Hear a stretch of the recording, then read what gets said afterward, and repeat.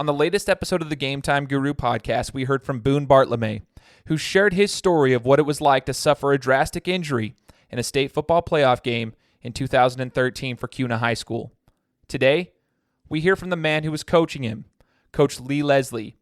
We get to hear this whole entire thing from the coach's perspective, what it was like and how it impacted Coach Leslie's career.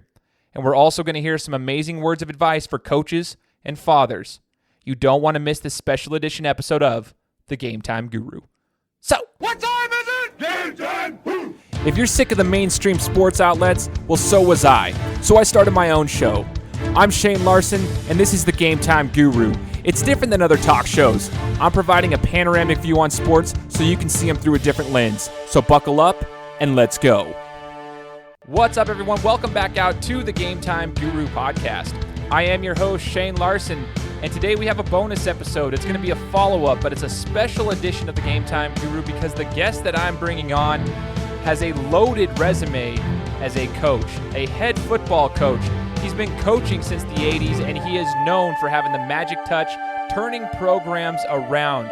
And he has a special tie to our latest guest, Boone Bartlome, and we're going to be sharing his experience as a coach as well as sharing his side of the story and giving a little bit more insight to Boone's story that he just shared with us last Friday.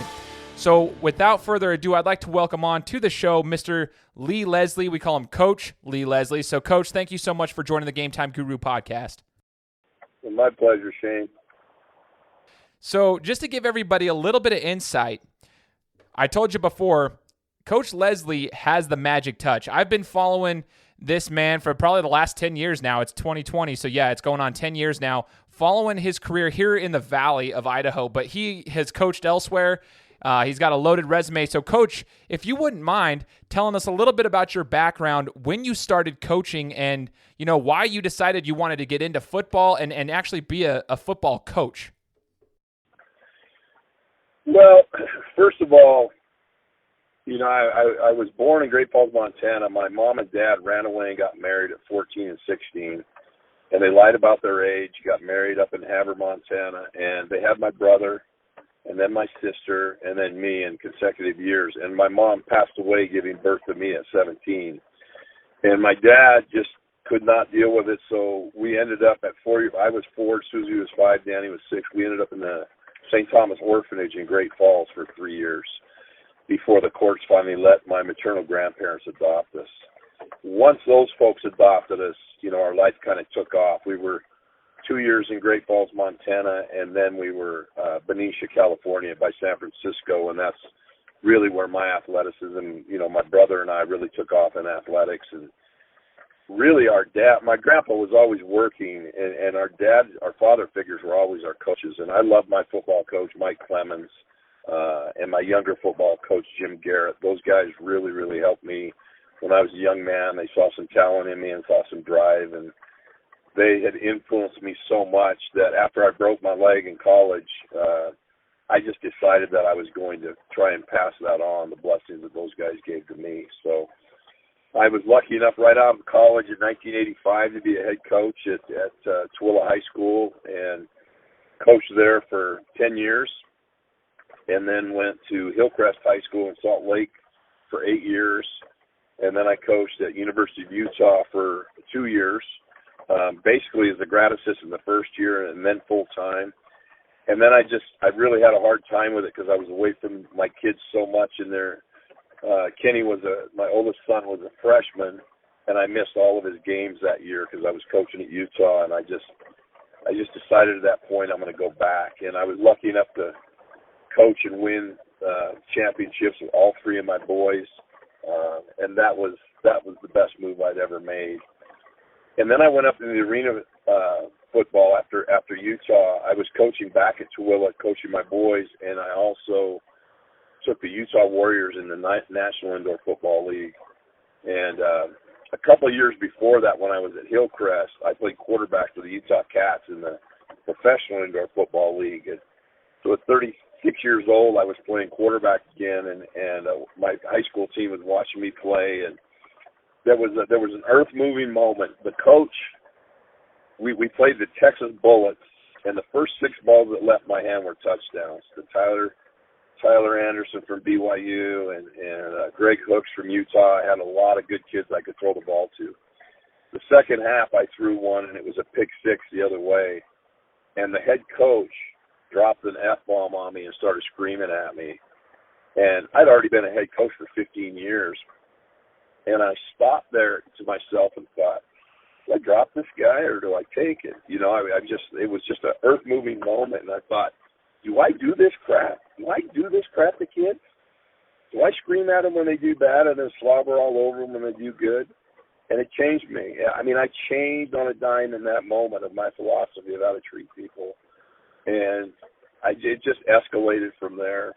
Twilla was a down program. We went to the semis for the first time in 39 years, and we got it in the playoffs every year but one at Hillcrest. And then I took the Utah Warriors, and we had Danny Regzel at quarterback and had two great seasons there. We played in the national championship and lost it to runner-up. We were runner-up national champion. And then it turned into the Blaze. John Garf came in and bought our program and turned us from the Utah Warriors into the Utah Blaze.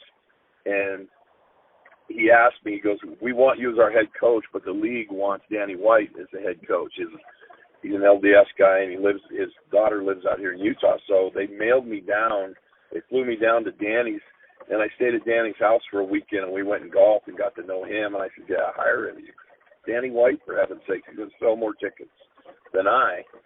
So we had a good couple years, and then Boise just made me an offer I couldn't refuse, and I came out and started the Boise Burn. And then the league basically shut down, and I was sitting there going, I have nothing left to do. My boys are raised. My daughter's raised. You know, we've won state championship. Actually, my youngest son hadn't yet. He was still there. And so Bishop Kelly opened up, and I'm an LDS guy putting in for a Catholic high school, and lo and behold, they hire us, and we win a state championship. We should have had 2 state championships, but so that was my third son winning one. And then I went to work for Sensi as kind of a personal trainer for the whole company. And then CUNA came talking, and I went back to education so I would get a good retirement. And that's when I met Boone. And that's kind of where this story starts. So I'll let you ask me some questions, and then I'll kind of get into it.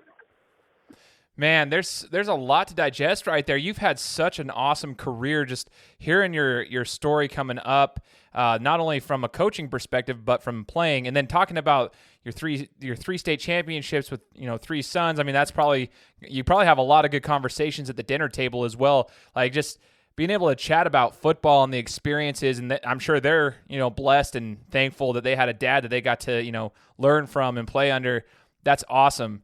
It's super cool to hear that. Now, when you mentioned that you've taken these programs over as well, Coach, and you've been able to you've been able to flip them around completely. And it's not one thing that I mentioned to Boone in my interview with him as well, is like, you've done it with every school. It's like, it doesn't take long. When some people come in to do a rebuild, so to speak, a lot of times it takes, 2 or 3 years until they get their quote unquote system, their players for their system. You see that happen all the time in different programs. The coach comes in with a new system, but they need to have their players coming in there to run their system. So it takes 2 or 3 years for their program to really get launched. What I've noticed with you, Coach, is anytime you go to a program, the rebuild, or if you will, is completely immediate. Like it's instant. And so I'm just curious if there's like a specific secret. You mentioned that aha moment basically that you had when the coach was yelling at you. Is there something that you do specifically in your philosophy that allows you to get through to these kids, these young kids, to really just flip them around so quickly? Like what's something special about your philosophy that you feel is like different from, stands out from the others? Very good questions. It starts with being a father first to my boys. I mean, they're my best friends. We're inseparable, all of us. We hang out all the time. Our Sunday nights are all, their families are with my wife and I all the time. And we've kind of earned that along the way. But my philosophy is no days off except for Sundays. So we don't take days off. I mean, you're in the weight room. You are doing everything you can do to be a better athlete. You're running hills. You're selling out. You're doing everything you can do. It's interesting, Shane. I took another master's degree at Concordia 2 years ago, and it was in coaching philosophies and athletic administration. And they had me guest speak at the end to a bunch of coaches, and I didn't talk any X's and O's. I talked this language. I said, how many of you are unhappy with your practice days? How many of you are unhappy with your players during practice during the week? How many of you categorize them as sissies or, slang words because they don't give you 110% effort? And I said, how often are you yelling at these kids and tearing them down? And are you a good enough psychiatrist to build them back up after you tear them down so far? And what it came down to is I started paying attention a long time ago to calories. What am I getting when school's out every day?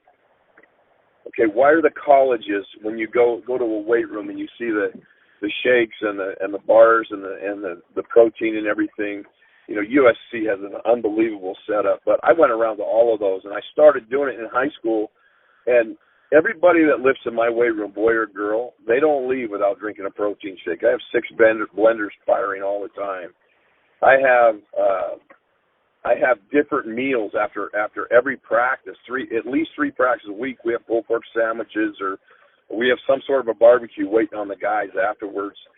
I'm trying to do everything I can for them to know that I'm going to sell out and do everything I can so that they can sell out and do everything they can. And they're not giving me a good effort if they're in big need of calories. And school lunch is not going to cover an athlete, and the guy that has a girlfriend's out eating a Snicker bar and drinking a Pepsi. So as a coach, I started paying attention to the individual. And a lot of times you have a lot of individuals, but once you start paying attention to that and seeing how you can build each one of them, and it's a job. You don't take days off. It's a job. Sometimes you invite yourself to their homes. You sit down with their parents and ask them what they're eating. And once I start doing that, they know we're all in. And we all know we're going to the fight together. We're all going to battle. And, there's not going to be any finger pointing at the end of it. We're going to do the best we can, and then we're going to move on. And that's really seemed to work for me over the years. I've got a loud coach's voice, but I don't mother F the kids or tear them down or do any of that crap. And I've had some good role models along the way. Kyle Whittingham was the D coordinator at Utah when I was there, and Kyle's one of the best coaches I've ever been around. But I've also had the opportunity, Jerry Montgomery is the defensive line coach for the Green Bay Packers now, and he played for me in high school at Hillcrest. And I could go on and on about the kids that have gone on to be success stories, and I use a lot of those guys. I bring them back to talk to kids and try and use those role models because I was in such need of role models when I was growing up. I could have went south quickly with my temper and everything else, but football coaches saved me, and I've turned that over to others. I find this whole story super, super interesting. Just hearing you talk about just the simple yet super important aspect of nutrition, just getting calories. I've had this discussion with multiple people before about the importance of when you get into the high school realm of football and your body starts to grow, and that's when these athletes start hitting the weight room. We've never really touched base on the importance of recovery, right? We see the programs that have the hardcore lifting programs. I think about my school as well. We were very focused on weightlifting, but as far as recovery is concerned, outside of just taking an ice bath, we didn't really have anything was sitting there waiting for us. So the fact that you've actually taken the initiative to truly go in there and make that an effort to get these kids to be able to recover and grow with their, you're putting them through the weight room and you're doing your part to make sure that they're being fed right. That is super interesting and super important, because not only that, for now, it's setting the foundation for them later. If these student athletes want to continue to compete at the next level, nutrition is key. I spoke with Jerry Stackhouse. I talked to all these guys that are in the highest level of competition, and one of the biggest things they mentioned is recovery. The way that you compete at such a high level when you get older is you've got to make sure you're putting the right things into your body. The fact that you're doing that now is setting the foundation for them later. I thought that was awesome. And then just to hear, you mentioned the role models and the different athletes you've coached. Your son had put together a video for you, and he shared that with me. I thought it was super cool hearing I mean, when you guys are listening to this interview right now, all of you guys understand that, like, Coach Leslie right here, he he has a lot of athletes throughout his career that have, like, seriously look up to him. And I saw this video that your son put together, former athletes of yours, former players of yours that came back just to say what kind of, like, their favorite memories of you. Super inspiring. So, like, it's obvious that what you've done works, because it's not only helping them in their sports life, it's helping them in their regular life. So you've made a huge influence on them, and I think that's so awesome. Now, we talk about Boone Bartlome, right? And he was the athlete at Cuna High School. And we had him on the last episode of the Game Time Guru podcast talking about his injury that he suffered at Cuna after coming back to play football. And you had mentioned to me you wanted to share a little bit more perspective on that from your side of things, and you know, share your side of the story for Boone. So we'll take this as an opportunity, Coach, for you to kind of enlighten us a little bit more from your perspective, because, guys, Boone shared his story, super inspirational, super motivational. Like, it gives you a lot of perspective on life. But now we get to hear from the coach that was coaching him that season at Cuna High School when the injury happened during that whole season. And yeah, I'll let you have the floor here, Coach, and kind of enlighten us a little bit more. I guess the first thing I hope there's coaches listening, because I only talked about this twice publicly. Once was down at Concordia, and then now. Man, if you're ever the guy that says, well, I've been doing this for 20 years, I'm not going to change now, you're an idiot. You have to always be willing to change. You have to always be willing to improve. You have to always be willing to say I was wrong if I was wrong. And you have to be able to be humble enough, if you were right, to be right.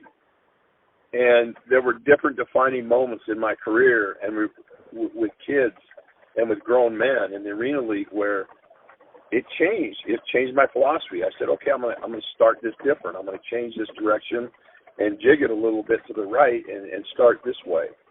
And each time you have an experience, you have an opportunity to be better. And so when I started, there's three different things you look at when you're coaching: building relationships with each individual, making sure they're getting the nutrition they need to be the best they can be mentally and physically, and then get them in the weight room and make sure they don't get hurt.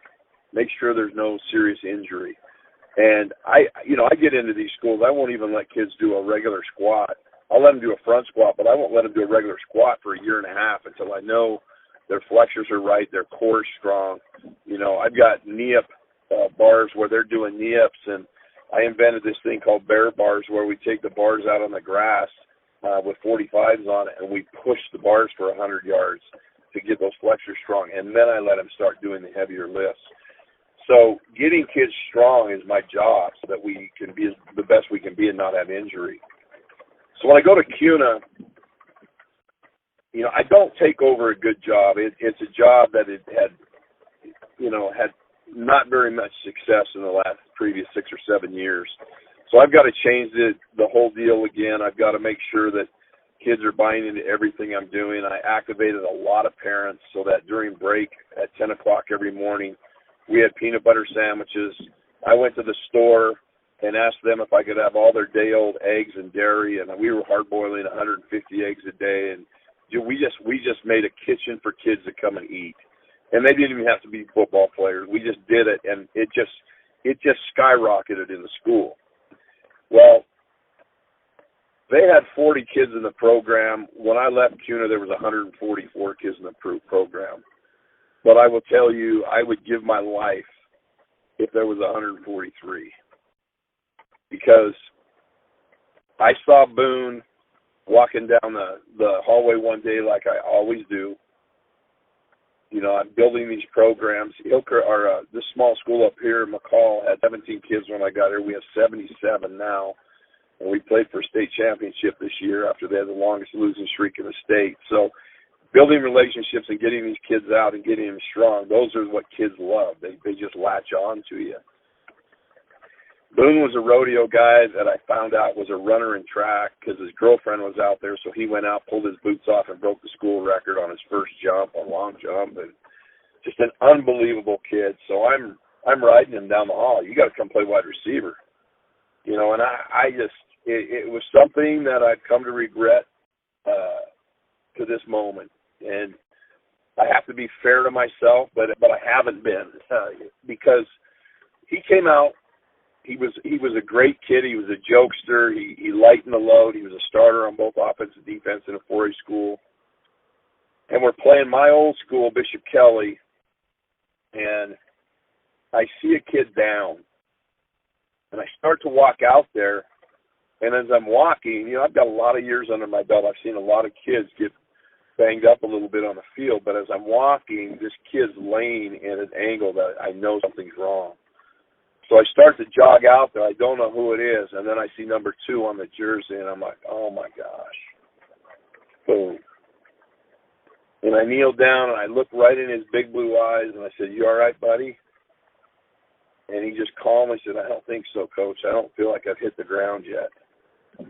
And immediately my trainer, Kip, I kind of motioned at him. He looked at me, and he laid on his belly, put his hands on both ear holes of that helmet, and didn't move for probably 45 minutes. Ambulance came out. I see his mom rushing down to the field. I've got to run to her. His parents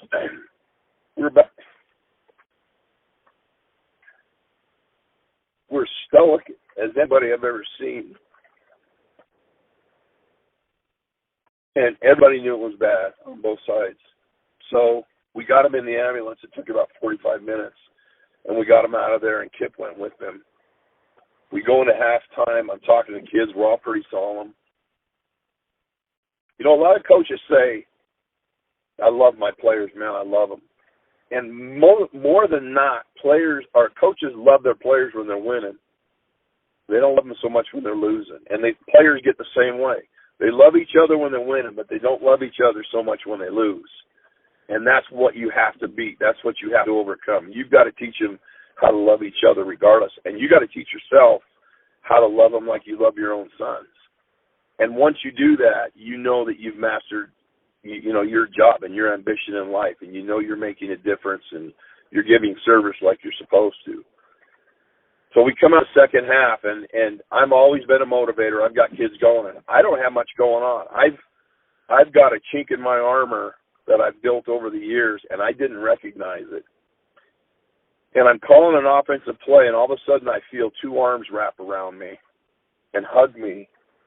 And I try to turn my head to the side, pull off my headphones, and Kip's back. He says, Coach, it's not good news. He broke his neck. And I said, how bad? He said, he's a quad.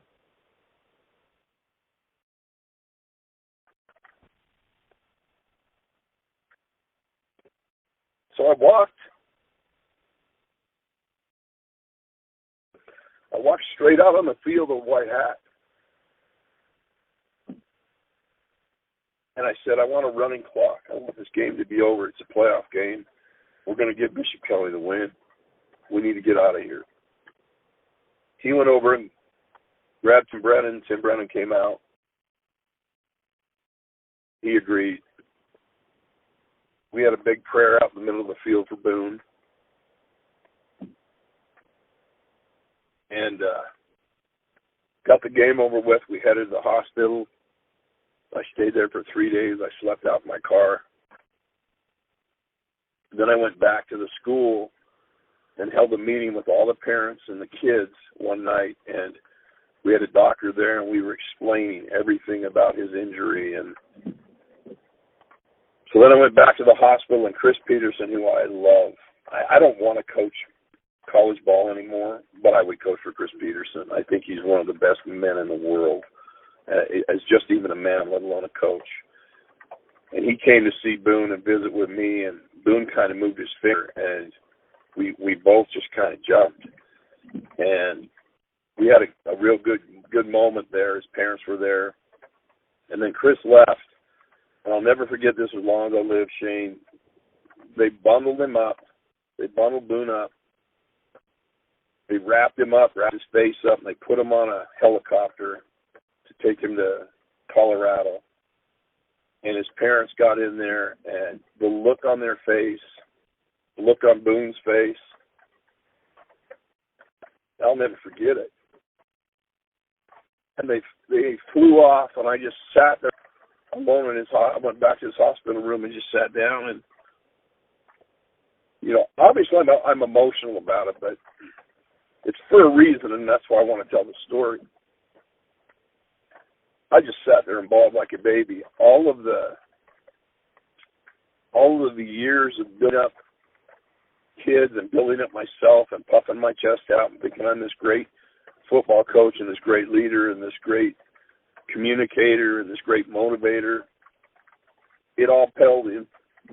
It all didn't matter because I brought 143 kids back from a playoff game instead of 144. And that last kid did not return from November 8th until the end of February. And we had a big homecoming celebration for him, but I couldn't help him. And when you're a head coach, you're in charge of everything.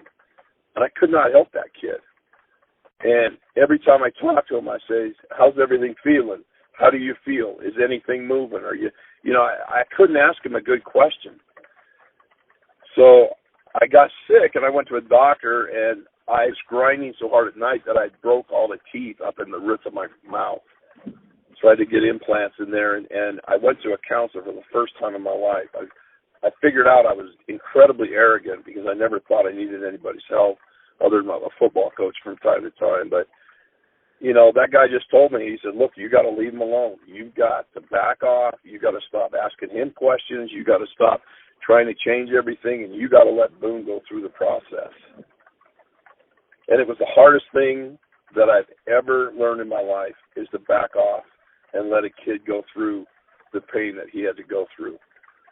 And right in the middle of it, I knew I was done coaching. There was no way I was going to be able to coach. I had no control over my emotions for the first time in my life.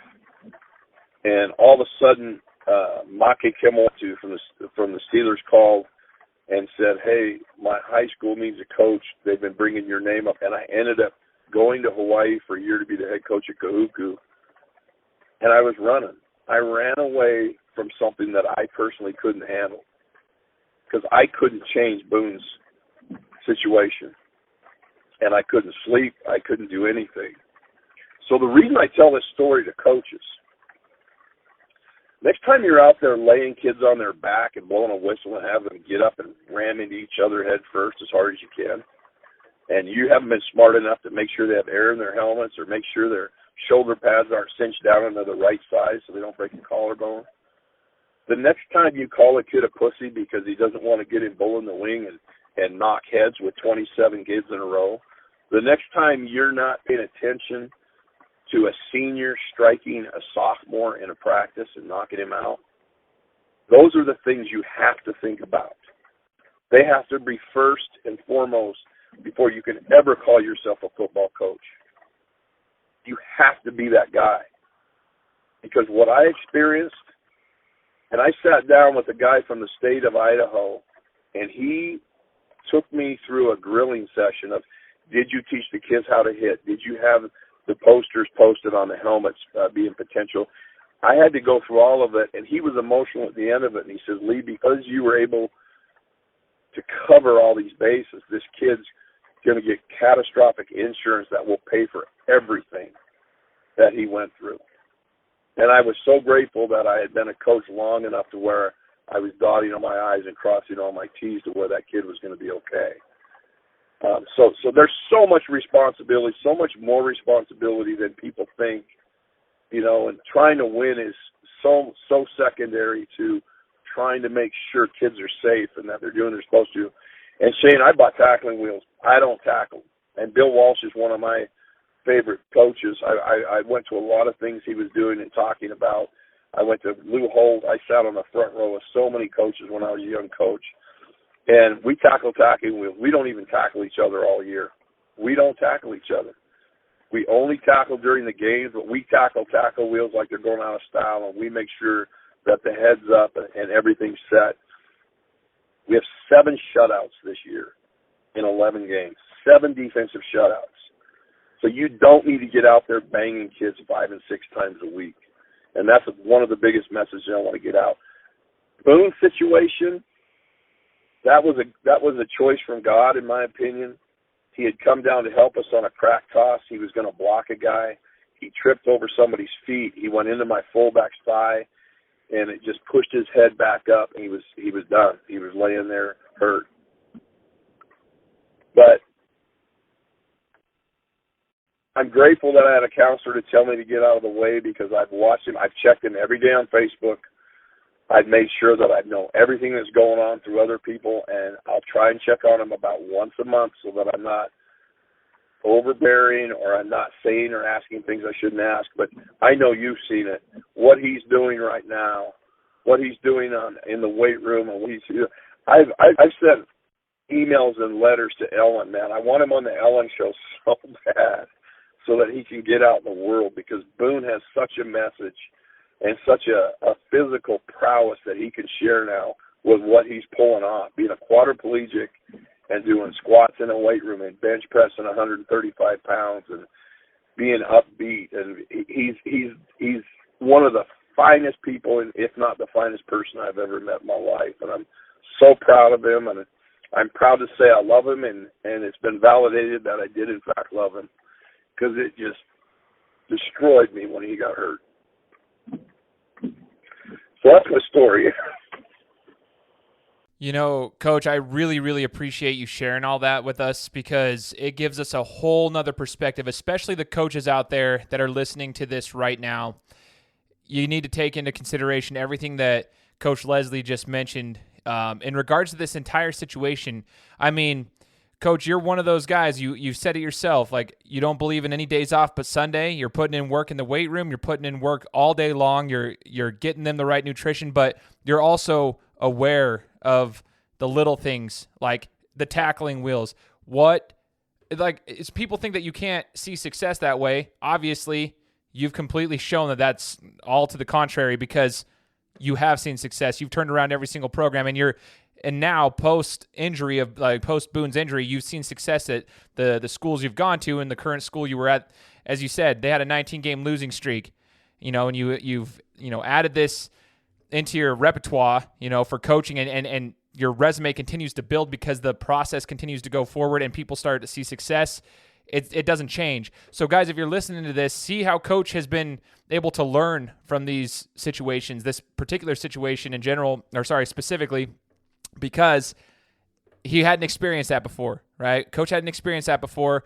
This one was pretty drastic.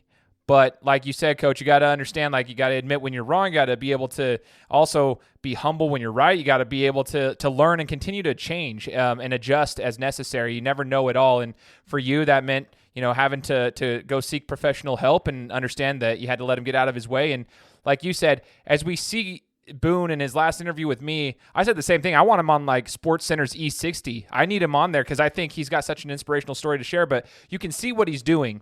And I can only imagine, just based on the story you were telling, I can only imagine what it's like from your perspective as a coach. I don't want to put myself in that position, but that's why I'm super grateful that you joined the show to share your side of things, because that's very difficult for people to open up about, and someone in your position. I think it's very, very difficult. So I just really appreciate you sharing that. And the coaches around here, like I said, you need to take note. I hope you have a notepad out right now and just are writing this stuff down, because these are golden nuggets that you're going to need. You might not experience it for a long time, because, again, for Coach Leslie, it wasn't until later in his career from coaching that he experienced this particular situation. But it's better to be prepared now and make sure you take the precautions so you don't have to deal with that.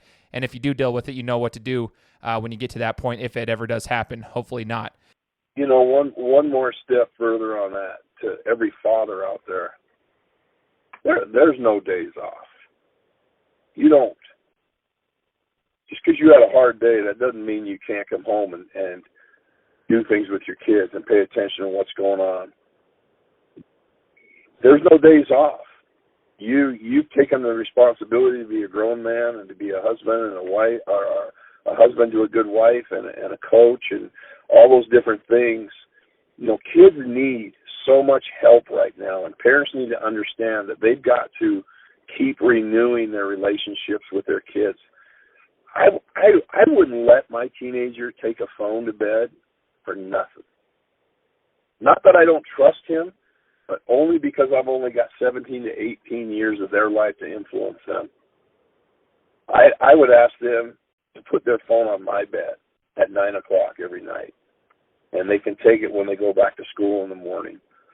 You know, my boys, they'll tell you this story. They go out. You know, they were allowed to go out on dates and do things and be their own men, but they also had to come home and kiss me goodnight. And they knew that it wasn't an option to step over the line with drugs or alcohol or any of that, because I was always paying attention. And I don't know why I didn't do a lot of that stuff, because I really didn't have anybody that I would get in trouble with.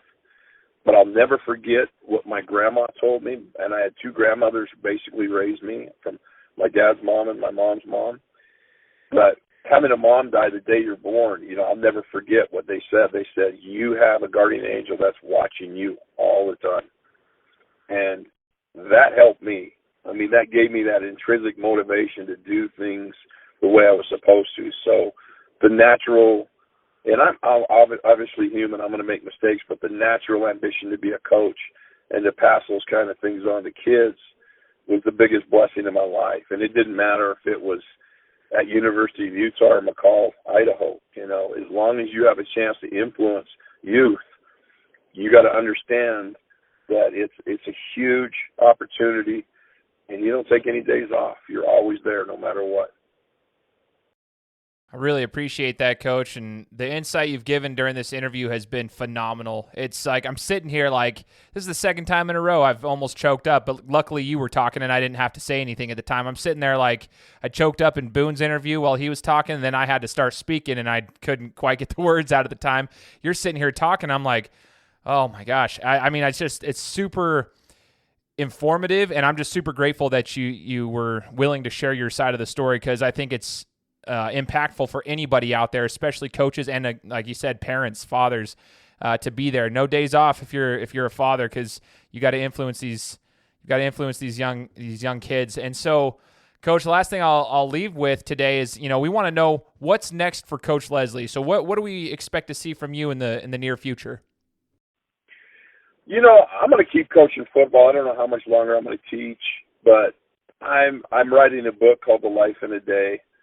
And it basically is,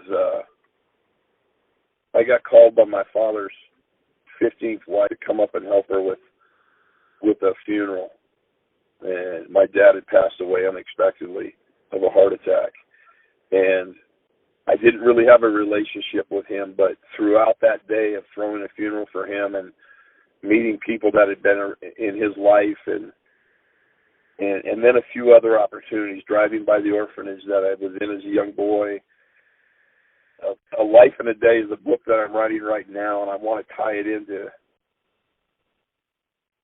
sort of a scenario where I'm going to be able to help coaches. I just want to be able to get around and see a lot of good young coaches and just tell them how important they are to the people around them. And, you know, yes, winning and losing is, you know, winning's not overrated. Winning's amazing. But since ESPN and all those things came out years ago, everybody has an opinion, you know, and you got to have thick skin, and you got to be able to live with yourself, whether you make a mistake or whether you do something right. You got to be able to understand repentance and how you can move forward and do great things. And that's just the message I want to get out and deliver, and I'll be happy. I look forward to doing that. Awesome, man. And we're looking forward to seeing, you know, however long you keep coaching for. We'll be cheering your programs on, and we look forward to the book as well. Whenever that gets published, you guys should check it out. I'll make sure to push it whenever that gets done on my platforms, just because I'm honored to have had you on my show. And again, Coach, I just want to say thank you so much for joining the Game Time Guru podcast. Well, it's a privilege. It's been hard to tell the Boone story, but everybody needs to know Boone. That kid, go out of your way to get to know Boone and see what he's doing. And I'm going to give you one quote. So the other quote, obviously no days off, and that means mentally. You know, sometimes physically you need a rest, but mentally there's no days off. You're always thinking about how you can help the next kid. The other quote was taught to me just a couple months ago. We've got the worst team in the small schools up here for a few years, and then we're playing for the state championship. we're scoring 48 points a game, and we're giving up 5.6 points a game. I mean, we're just killing it. We get into the state championship, and things aren't going well, but it's 7-7 in the fourth quarter. They happen to get a long run on us, the only one that we gave up in 12 games the entire year. It was just crazy. We come back and battle back, and we're going to go for 2. We had a play that we've been working on for 6 weeks. We got to the 1-foot line, and we got tackled out of bounds, and game over. I went for the win instead of the tie. Here's my quote. Don't ever be 1 yard short. You could take that in so many different ways. You know, your time on this earth as a father, coaching in a football game, your relationship with your wife, all of those things. Don't ever come up a yard short. Do everything you can do to finish the job. And that's such a great opportunity for us to teach now. As much as it hurt for our kids, it's life. It's life. You only get one shot at it, so don't come up a yard short. Do everything you can to make sure. And if it happens, it happens. Have faith in yourself and move on.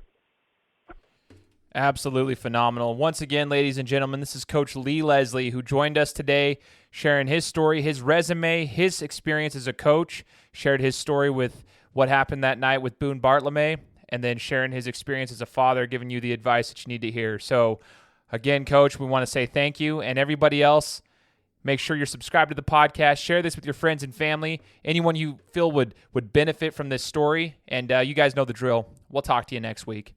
Guys, thanks so much for listening to another episode of my show. Now, if you could go and do me a favor, head over to iTunes, give me 5 stars, and leave me a review. It would be greatly appreciated. Thanks, guys. Appreciate your support.